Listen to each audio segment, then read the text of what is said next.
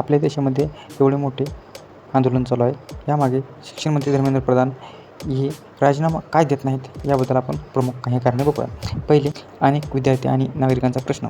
NEET नीट आणि इतर परीक्षांमधील कथित अनियमिततेनंतर विरोधी पक्ष आणि काही विद्यार्थी संघटनांनी शिक्षण मंत्री धर्मेंद्र प्रधान यांच्या राजीनाम्याची मागणी केलेली आहे. त्यांचे म्हणणे आहे की नीतिमत्तेच्या आधारावर हे पेपर जे फुटलेले आहेत त्याच्या आधारावर शिक्षण मंत्री यांनी राजीनामा द्यावा, एवढेच एक कारण आहे. पुढं मग राजीनामा का घेतला जात नाही? पहिली गोष्ट, पंतप्रधान नरेंद्र मोदी यांना अजूनही त्यांच्यावर विश्वास असू शकतो. दुसरी गोष्ट, चौकशी पूर्ण होईपर्यंत सरकारने त्यांना पदावर कायम ठेवण्याचा निर्णय घेतलेला असू शकतो. त्यानंतर अत्यंत महत्त्वाची गोष्ट, एखाद्या केंद्रीय मंत्र्याला पदावर ठेवायचे की नाही किंवा बदलायचे की नाही हा निर्णय पंतप्रधानांचा घटनात्मक अधिकार आहे. त्यामुळे त्यांना पदावर ठेवायचे की नाही हे पंतप्रधान नरेंद्र मोदीच घेऊ शकतात.